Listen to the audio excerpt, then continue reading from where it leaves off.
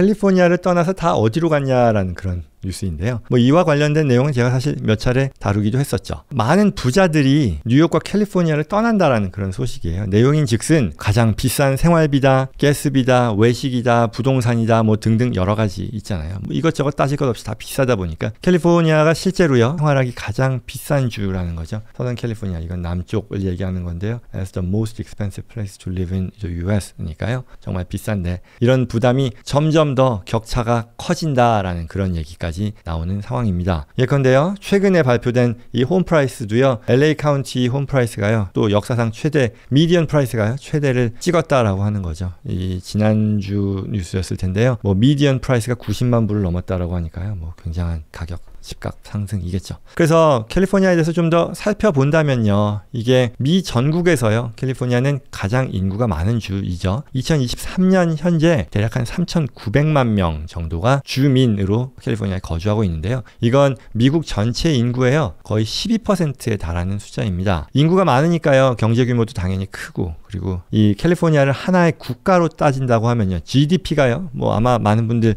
알고 계시겠습니다만 독일, 영국, 프랑스, 뭐 인도 이런 나라들보다 더 높아서요 세계 4, 5위 한 나라로 봤을 때 이렇게 이른다라는 그런 통계에도 나와 있죠. 이처럼 막강한 파워를 자랑하는 캘리포니아인데 이게 최근 들어서 계속 힘을 잃고 있다라는 얘기죠. 뭐 앞서 말씀드린 대로 사람을 잃기 때문인 건데요, 이른바 캘리포니아 엑소더스입니다. 대탈출한다라는 그런 건데요. 주민들이 캘리포니아를 떠나서요 타주로 이주하는 추세가 계속 안타깝게 이어지고 있다라는 건데, 연방 센서스에 따르면요 20년 7월부터 22년 7월까지요 2년 동안 50여만 명이 떠났다라는 거고요. 그리고 작년 22년 총 캘린더 이어 전체를 놓고 보면 80만 명이니까요 점점 가속화된다라는 거죠. 이게 미국에서 가장 살기 좋은 곳으로 꼽히는 곳이 뭐 전통적으로 캘리포니아였는데, 이게 말하자면 선샤인 프리미엄인 거잖아요. 근데 이게 그럼에도 그와 같은 기후상의 혜택 뭐 여러 가지를 두고 봐도 해도 너무한다는 거죠. 경제적 이유가 가장 큰 건데 렌트비도 천정부지로 오르고, 뭐 소득세, 판매세 등과 같은 세제상의 어떤 부담도 너무너무 크다라는 거죠. 급여가 올라간다 해도 뭐 물가 상승이라던가 가스비, 렌트비 인상 보고 따라잡지 못하니까 생활이 갈수록 팍팍해지는 거죠. 뭐 급여가 올라가는 거 지난주였나요? 제가 미니멈 웨이지 레스토랑에서 근무한 사람들 20불, 굉장히 높은 금액이지만 그럼에도 생활하는 생활인의 입장에서 보면 이게 올라가는 물가를 충당할 수 있는 그런 수준이 아니다 보니까 서로 힘들어지는 그런 상황이다라고 얘기하는 거죠. 거기에 더 나가서 LA하고 샌프란시스코 같은 대도시 주민들, 이 높은 범죄율 이제 늘어나는 거죠. 그리고 노숙자 문제로 인해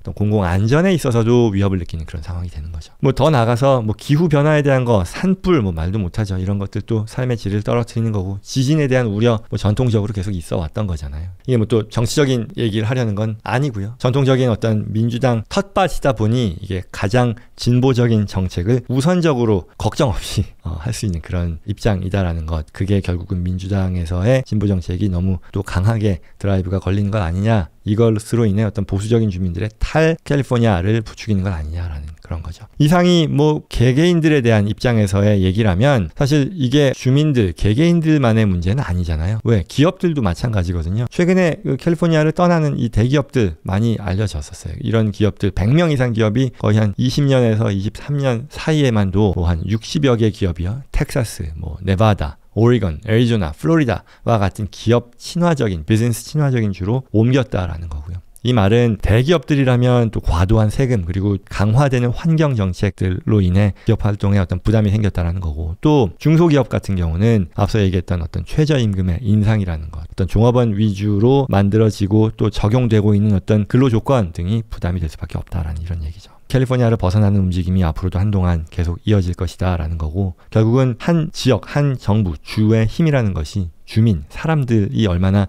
거기서 에너제틱하게 같이 끌고 가느냐인데요. 노동인구가 이렇게 줄어들수록 더 위축될 수밖에 없으니 뭔가 이 선샤인 캘리포니아의 명성을 회복하기 위한 어떤 노력과 리더십이 반드시 필요하다라고 얘기할 수 있겠고요. 자, 그래서 다들 어디로 갔냐라는 거죠. 어디로 갔느냐. 지금 가는 게 여기 USC 사회학과의 교수, 젊은 사람들 계속 잃고 앞으로도 주택 비용이 낮은 곳으로 이주하는 경향이 계속 이어질 것이다 라고 얘기를 하는데요. 어디로 가느냐 했을 때 대표적인 데가 텍사스라고 하네요. 뭐 저도 텍사스 적당히 알고 있습니다만 텍사스, 플로리다, 조지아 등으로 이주를 하고 있고요. 특히 또 조지아 같은 경우도 조지아, 알라바마와 같은 뭐 동남부 지역이요. 여기도 굉장히 좀 주목을 받는 것 같아요. 그래서 해당 주들이 경제가 굉장히 급성장하는 그런 상황인데 요거는 또 한국 교포들, 교민들이 많이 계시는 그런 지역으로 또 각광받기도 하는 거잖아요. 뭐 예를 들어 텍사스, 뭐 삼성전자의 반도체 공장이 텍사스 어스틴, 그렇죠? 그리고 뭐 현대자동차, 기아자동차들이 뭐 알라바마, 조지아 쪽으로 이 공장이 들어선 지 꽤 됐죠. 그러다 보니 거기에 관련 업체들도 같이 또 들어서는 거고요. 그러면서 새로운 산업 도시로 각광받고 있는 그런 상황이다라는 거죠. 예를 들어서요, 캘리포니아와 텍사스, 달라스를 비교를 하니까요, 이랬답니다. 어떤 사람이 달라스로 산호세에서 이사를 할 경우에는 집값만 해도요, 대략 한 1년 이상 줄이고 시작할 수 있다는 거죠. 그러면 그걸 통해서 내가 비즈니스를 하건 투자를 하건 얻을 수 있는 혜택, 효용은